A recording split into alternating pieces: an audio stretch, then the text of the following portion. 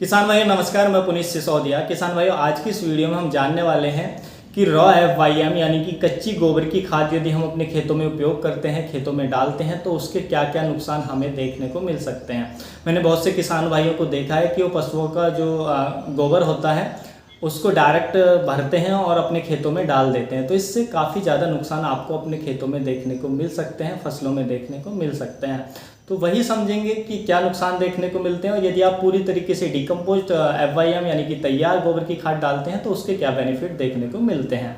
उसके साथ साथ हम ये भी समझेंगे कि रॉ FYM यानी कि कच्ची गोबर की खाद और डिकम्पोज्ड FYM में क्या अंतर होता है, क्या डिफरेंस होता है, कैसे पहचाने कि ये रॉ FYM है यानी कच्ची गोबर की खाद है और ये पूरी तरीके से तैयार गोबर की खाद है, हम कैसे आइडेंटिफाई करें। उसके साथ साथ हम ये भी समझेंगे कि रॉ FYM यानी कि कच्ची गोबर की खाद से हम पूरी तरीके से डिकम्पोज्ड FYM यानी कि तैयार गोबर की खाद कैसे बनाएं। तो हम इसमें वीडियो में कंप्लीट इन्फॉर्मेशन FYM के बारे में लेने वाले हैं।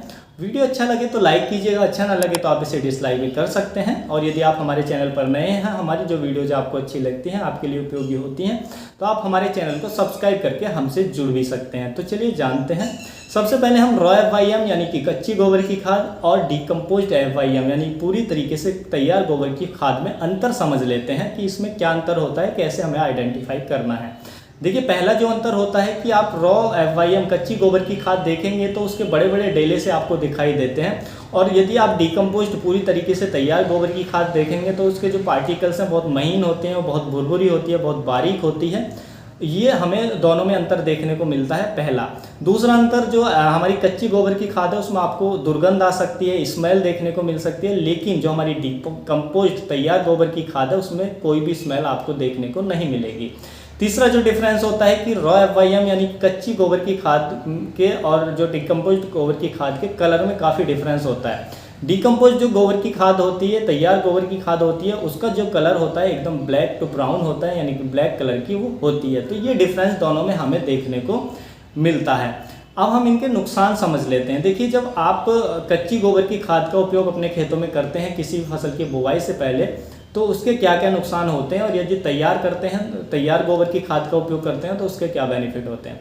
देखिए, पहला जो नुकसान होता है जब हम कच्ची गोबर की खाद को डालते हैं तो उसकी जो मिक्सिंग है, प्लाव चलाने के बाद आप कल्टीवेटर चलाते हैं, वो मिट्टी में अच्छी तरीके से मिक्स नहीं होती है क्योंकि उसके बड़े बड़े डेले से होते हैं। लेकिन जो हमारी तैयार डिकम्पोज्ड गोबर की खाद होती है उसके पार्टिकल्स बहुत महीन होते हैं, बारीक होते हैं, वो आसानी से जब आप कल्टीवेट करते हैं तो बहुत अच्छे से हमारी सॉइल के अंदर मिक्स हो जाती है।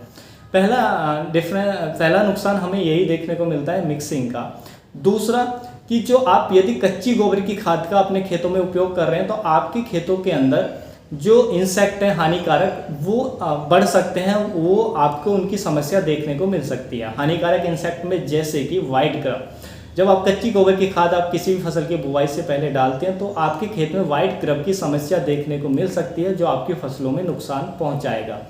तो इसीलिए यदि आप तैयार डालते हैं तो ऐसी समस्या आपको देखने को नहीं मिलती है। उसके साथ साथ एक और कीट की समस्या आपको देखने को मिलती है, दीमक की। देखिए, दीमक को वैसे मैं कोई भी हम शत्रु कीट मैं नहीं मानता हूं, उसके लिए एक वीडियो मेरे चैनल पर मौजूद है, आप वो देख सकते हैं। लेकिन बहुत से किसान भाई इसको शत्रु कीट समझते हैं, तो ये भी आपको दीमक भी अपने खेत में देखने को मिल सकती है। लेकिन जहाँ तक मेरा मानना है कि दीमक आपकी फसल को कोई भी नुकसान नहीं पहुँचाती है।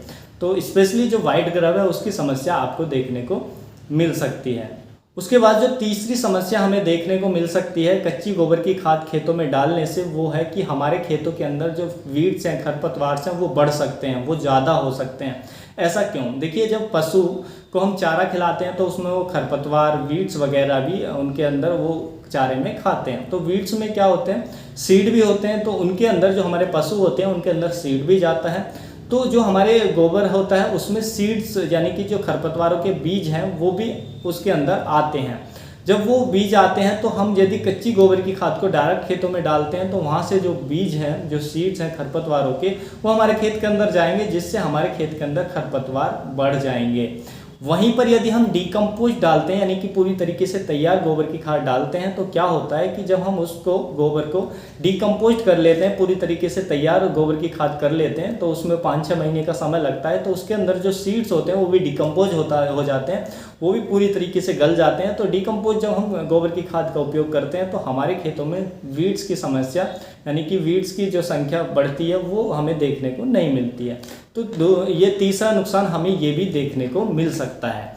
उसके बाद चौथा जो नुकसान हमें देखने को मिलता है वो ये कि हम जिस पर्पज़ से गोबर की खाद का उपयोग किसी भी फसल की बुवाई से पहले कर रहे हैं वो पर्पज़ हमारा पूरा नहीं होता है। देखिए, हम किस पर्पज़ से करते हैं गोबर की खाद का उपयोग, ताकि हमारी वो फसलों को न्यूट्रिशन मिल सके, वो न्यूट्रिशन को अपटेक कर सके। लेकिन जब हम कच्ची गोबर की खाद को डालते हैं तो उसके अंदर आप जानते हैं कि वो पूरी तरीके से डाइजेस्ट नहीं होती है, डिकम्पोज नहीं होती है। तो उसके अंदर जो न्यूट्रिशन होते हैं यानी कि नाइट्रोजन, फास्फोरस, पोटास, वो इस फॉर्म में नहीं होते हैं जिस फॉर्म में प्लांट को ज़रूरत होती है। वो या तो प्रोटीन के फॉर्म में जो नाइट्रोजन होती है गोबर के अंदर वो प्रोटीन फॉर्म में होती है, ऐसे और भी जो हमारे न्यूट्रिशन होते हैं वो अन्य फॉर्म में होते हैं। तो उसकी वजह से क्या होता है कि वो हमारे जो फसल है उसको नहीं मिल पाते हैं। तो उसको मिलने के लिए उनको पहले तो वो नाइट्रेट फॉर्म में आने चाहिए जो भी न्यूट्रिशन है, तब हमारे प्लांट को मिलेंगे। तो उसके लिए जो हमारा जो गोबर की खाद है वो तैयार होनी चाहिए, यानी कि जो बैक्टीरिया होते हैं उसको डिकम्पोज करते हैं। उसके बाद वो जो प्रोटीन फॉर्म में नाइट्रोजन पड़ी है उसको नाइट्रेट फॉर्म में बदलेंगे, तब हमारे प्लांट को अवेलेबल होगा। और इसमें 5-6 महीने का समय लगता है। और मान लीजिए आपने किसी फसल से पहले कच्ची गोबर की खाद डाली है तो जो न्यूट्रिशन है वो तो हमारे प्लांट को मिल ही नहीं पाएंगे, क्योंकि उसमें तो डिकम्पोज होने में 5-6 महीने का समय लग जाएगा। तो इससे आपको कोई भी बेनिफिट देखने को नहीं मिलेगा अपनी फसलों में। और वहीं यदि आप पूरी तरीके से तैयार गोबर की खाद डालते हैं तो उसके अंदर जो न्यूट्रिशन होते हैं वो उसी फॉर्म में होते हैं जिस फॉर्म में प्लांट को चाहिए, तो प्लांट उनको आसानी से अपटेक कर पाता है, आसानी से उसको मिल पाते हैं। तो ये ही हमें नुकसान देखने को मिलते हैं। अब जानते हैं कि जो हमारी कच्ची गोबर की खाद है रॉ FYM है, उससे हम डिकम्पोज्ड गोबर की खाद यानी कि तैयार अच्छी गोबर की खाद कैसे करें। तो उसके लिए आप क्या करेंगे, एक गड्ढा खोद लेंगे जितना आपको रिक्वायर है।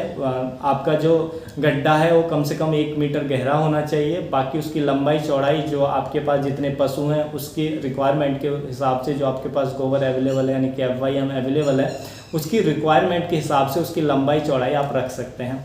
तो उसमें क्या करेंगे, सबसे पहले आप फिर गोबर डालेंगे कुछ ऊंचाई तक। उसके बाद फिर एक लेयर उसमें मिट्टी की चढ़ा देंगे, मिट्टी से उसको कवर कर देंगे हल्की सी लेयर। फिर उसके बाद गोबर डालेंगे, फिर उसको कवर कर देंगे। तो इससे आप तब तक करेंगे जब तक वो गड्ढा फिल नहीं हो जाता है। जब गड्ढा भर जाए फिर ऊपर से थोड़ी सी मिट्टी की लेयर और चढ़ा दें। तो उसके बाद आप उसको कुछ समय के लिए छोड़ देते हैं तो वो अपने आप ही 5-6 महीने बाद जो डिकम्पोज्ड खाद में कन्वर्ट हो जाती है, यानी कि पूरी तरीके से तैयार गोबर की खाद बन जाती है। और आप इसमें जो हमारे पास अब तो वेज डिकम्पोजर भी मौजूद है, अब तो आप उसको भी इसमें ज़्यादा से ज़्यादा छोड़ सकते हैं, इससे और भी जल्दी से तैयार हो जाएगी और बहुत अच्छी खाद तैयार होती है। उसके बाद आप उसको निकाल कर अपने खेतों में उपयोग कर सकते हैं। तो ये तरीका होता है, बहुत ही आसानी से आप तैयार कर सकते हैं। तो ये काफ़ी अच्छा तरीका होता है, गड्ढा खोदकर उसमें आप गोबर को जो भी FYM है उसको एकत्रित करें और उसके बाद उसमें आप चाहे तो वेज डिकम्पोजर को ज़्यादा से ज़्यादा चलाते रहें। तो इससे आपकी जो खाद है 5-6 महीने के अंदर बहुत अच्छी तैयार हो जाएगी। उसके बाद आप अपने खेतों में उपयोग करेंगे तो काफ़ी अच्छे फ़ायदे आपको देखने को मिलेंगे। तो किसान भाइयों, यही थी आज की जानकारी। अच्छी लगी तो वीडियो को लाइक करें, अन्य फार्मर के साथ इसको शेयर करें ताकि उन तक भी जानकारी पहुंच सके। मिलता हूं आपको नेक्स्ट वीडियो में नई जानकारी के साथ, तब तक के लिए आप अपना ख्याल रखें। धन्यवाद।